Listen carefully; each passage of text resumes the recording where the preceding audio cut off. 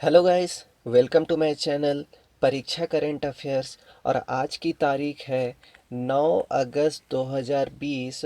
और आज से रिलेटेड जितने भी करेंट अफेयर्स हिंदी में है वो मैं आप लोगों के साथ डिस्कस करने जा रहा हूं। और इससे पहले मैं आप लोगों को बता देना चाहता हूं कि अगर आप लोगों ने मेरे चैनल को सब्सक्राइब नहीं किया है सब्सक्राइब तो प्लीज़ मेरे चैनल को सब्सक्राइब कर ले और साथ ही साथ बेल आइकन को भी दबा दे ताकि मैं जब भी नेक्स्ट वीडियो अपलोड करूं तो आप लोगों को उसका नोटिफिकेशन मिल जाए। मैं इस तरह के करंट अफेयर्स डेली इस चैनल में अपलोड करता हूं। तो चलिए हम लोग शुरू करते हैं आज के क्वेश्चंस के साथ। तो पहला क्वेश्चन है, हाल ही में बलात्कार और पोस्को संबंधित मामलों को तेजी से निपटाने के लिए किस राज्य ने 2 फास्ट ट्रैक अदालतों का उद्घाटन किया है? यह हमारा है पहला क्वेश्चन। और इस क्वेश्चन का आंसर है डी, मणिपुर। बलात्कार और पोस्को संबंधित मामलों के तेजी से निपटाने के लिए मणिपुर राज्य की राजधानी में उरी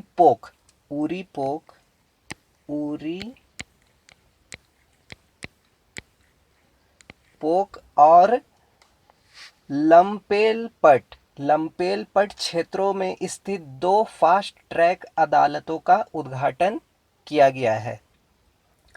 अदालतों के औपचारिक उद्घाटन में राज्य के मुख्यमंत्री एन बीरेन सिंह ने भाग लिया। मतलब कि अब आपको ये भी इसमें जानने को मिल रहा है कि मणिपुर के मुख्यमंत्री कौन है? एन बीरेन सिंह।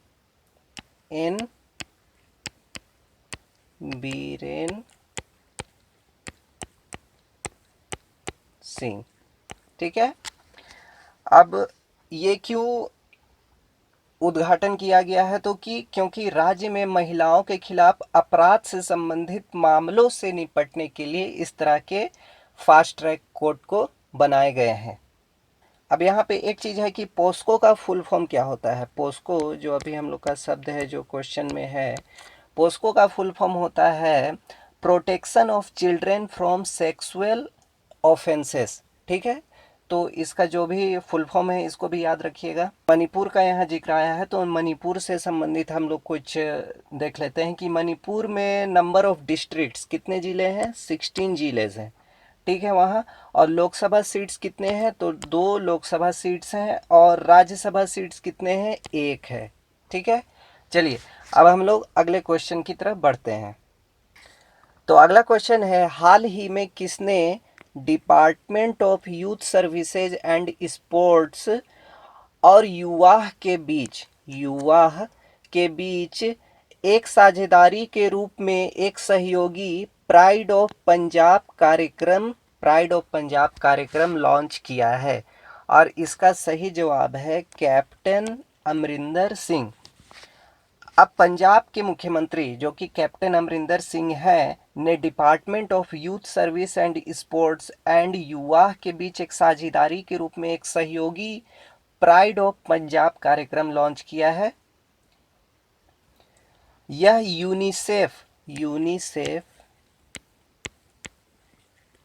यूनिसेफ और अन्य संयुक्त राष्ट्र एजेंसियों, नागरिक समाज संगठनों और निजी क्षेत्र की एक संयुक्त पहल है। ये प्राइड ऑफ पंजाब जो कार्यक्रम लॉन्च किया गया है। और इसका मेन मोटिव है पंजाब के युवाओं के लिए सर्वोत्तम अवसरों को सक्षम बनाना। अब यूनिसेफ का फुल फॉर्म क्या होता है वो भी हम लोग देख लेते हैं यहाँ पे। यूनिसेफ का फुल फॉर्म है यूनाइटेड नेशंस चिल्ड्रेंस फंड। ठीक है। और इसको कब बनाया गया था? 11 दिसंबर 1946। ठीक है। तो ये भी आप लोग याद रखिएगा। अब पंजाब से रिलेटेड हम लोग कुछ, क्योंकि यहाँ पे पंजाब का जिक्र आया है तो पंजाब से रिलेटेड हम लोग कुछ चीज़ जान लेते हैं कि पंजाब में लोकसभा सीट्स कितने हैं? 13। और राज्यसभा सीट्स हैं 7। ठीक है। और नंबर ऑफ डिस्ट्रिक्ट्स कितने हैं? 22। ठीक है। ये पंजाब से रिलेटेड कुछ डिटेल्स थे। ठीक है। चलिए अब हम लोग अगले क्वेश्चन की ओर बढ़ते हैं। तो अगला क्वेश्चन है, हाल ही में टिकटॉक कंपटीटर रील रील के रिलीज के पश्चात किसकी नेटवर्थ $100 बिलियन से अधिक हो गई है? और इसका सही जवाब है मार्क जुकरबर्ग। अभी एक नया टिकटॉक का कंपटीटर आया है जिसका नाम है रील, जिसको आप लोग इंस्टाग्राम अगर एप्लीकेशन अगर आप लोग यूज करते होंगे तो आप लोगों को पता भी होगा इस रील के बारे में। और इसको इसके रिलीज के पश्चात मार्क जुगर का जो नेटवर्थ है वो $100 बिलियन के ऊपर चला गया है। ठीक है, अब वह ब्लूमबर्ग बिलियनियर्स इंडेक्स के अनुसार जेफ बेजोस और बिल गेट्स के अलावा एकमात्र ऐसे व्यक्ति हैं जो वर्तमान में सेंटी बिलियनियर हैं। सेंटी बिलियन मतलब कि $100 बिलियन। ठीक है, अब जुकरबर्ग की जो अधिकतर संपत्ति है फेसबुक में उनकी जो 13% हिस्सेदारी है उससे आती है। 13% साझेदारी से उनकी ज़्यादातर संपत्ति आती है। चलिए अब हम लोग अगले क्वेश्चन की ओर बढ़ते हैं। अगला क्वेश्चन है, निम्नलिखित में से कौन खलासी प्रणाली को समाप्त करने के लिए तैयार है? और इसका सही जवाब है इंडियन रेलवे। ठीक है, भारतीय रेलवे बोर्ड के एक आदेश के बाद औपनिवेशिक युग की खलासी प्रणाली को समाप्त करने के लिए तैयार है। खलासी या उसे हम बंगला चपरासी भी कहा जाता था, वरिष्ठ अधिकारियों के आवासों पर काम करने के लिए नियुक्त किए जाते थे। बंगला चपरासी दूसरा नाम है, यह भी याद रखिएगा।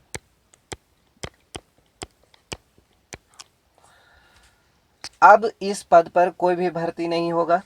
ठीक है, और जुलाई 2020 में रेलवे ने पर्सनल या डाक मैसेंजर के माध्यम से कॉन्फिडेंशियल जो डॉक्यूमेंट्स होते थे उन्हें भेजने की एक ब्रिटिश युग की प्रक्रिया को भी छोड़ने का फैसला किया था जुलाई 2020 में। ठीक है, चलिए अब हम लोग अगले क्वेश्चन की ओर बढ़ते हैं। अगला क्वेश्चन है, निम्नलिखित में से कौन अपनी तरह का पहला ऑनलाइन देशभक्ति फिल्म समारोह आयोजित कर रहा है? और इसका सही जवाब है राष्ट्रीय फिल्म विकास निगम। ठीक है, इसका सही जवाब है राष्ट्रीय फिल्म विकास निगम।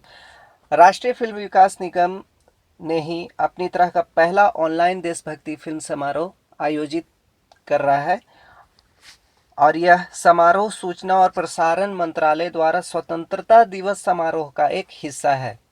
यह उत्सव 7 अगस्त 2020 से शुरू हुआ और 21 अगस्त 2020 तक ये चलेगा। ठीक है, अब ये क्यों चलाया गया है? यह स्वतंत्रता सेनानियों की वीरता के प्रतीक वाले भारतीय इतिहास को प्रदर्शित करेगा। ठीक है, इसलिए इसे आयोजित किया गया है। अच्छा, एक चीज़ मैं आप लोगों को और बता देना चाहता हूँ कि अगर आप लोगों को इसका पीडीएफ चाहिए होगा तो आप लोग इसका पीडीएफ मेरे डिस्क्रिप्शन में मैं उसका लिंक दे दूँगा। ठीक है, तो आप वहाँ से उसे डाउनलोड कर सकते हैं। चलिए अब हम लोग अगले क्वेश्चन की ओर बढ़ते हैं। अगला क्वेश्चन है, निम्नलिखित में से किसने स्मार्ट इंडिया हैकाथन जिसको शॉर्ट फॉर्म में SIH भी कहते हैं में प्रथम पुरस्कार जीता? ठीक है, अब इसका सही आंसर है defence institute of advanced technology.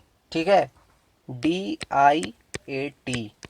अब इस SIH का आयोजन 1 से 3 अगस्त 2020 से Noida institute of engineering and technology Uttar Pradesh में किया गया था और यह 36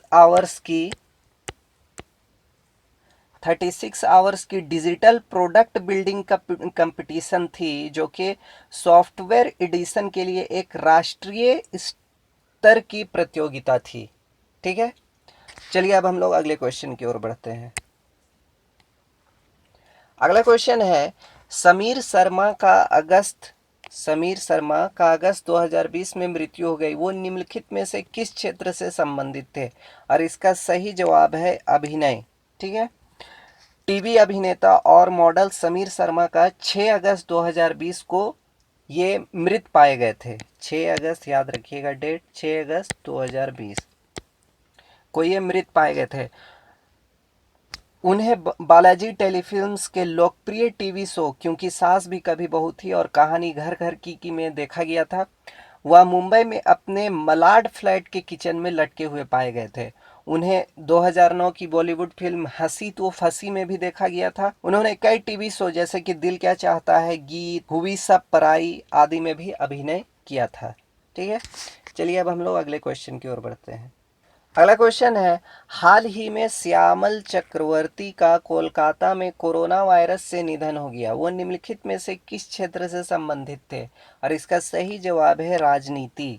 काफी वृत्त थे और सीपीआईएम के नेता थे। सीपीआईएम, और सीपीआईएम का फुल फॉर्म होता है कम्युनिस्ट पार्टी ऑफ इंडिया। ठीक है, और ये पश्चिम बंगाल के पूर्व मुख्यमंत्री भी थे। अब इससे कुछ डिटेल समझा लेते हैं कि श्यामल चक्रवर्ती 1981 से लगातार 4 बार राज्य विधानसभा में चुने गए थे। वह राज्य में ज्योति बसु कैबिनेट में परिवहन मंत्री थे। चलिए अब हम लोग अगले क्वेश्चन की ओर बढ़ते हैं।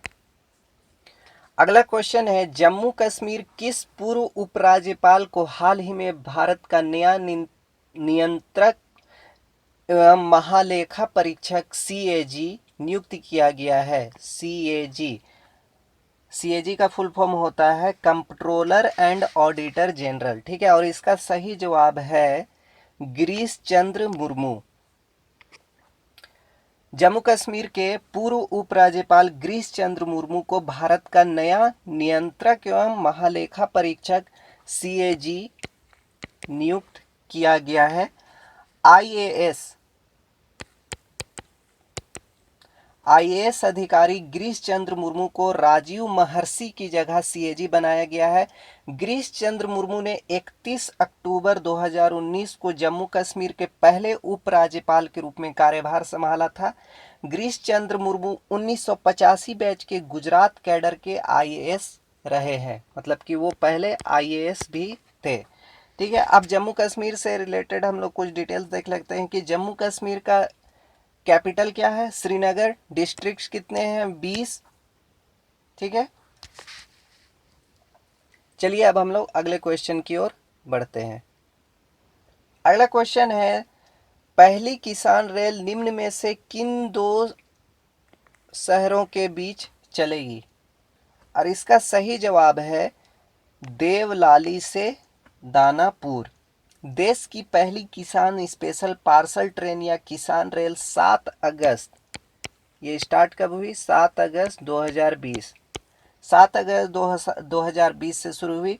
इसने महाराष्ट्र के देवलाली और बिहार के दानापुर रेलवे स्टेशन के बीच सामग्री का परिवहन किया। किसान रेल फलों और सब्जियों को ले जाएगी और कई स्टेशनों पर रुकेगी और उन्हें वितरित करेगी। किसान रेल की शुरुआत के साथ रेलवे का लक्ष्य किसानों की दोहरी आय में मदद करना है।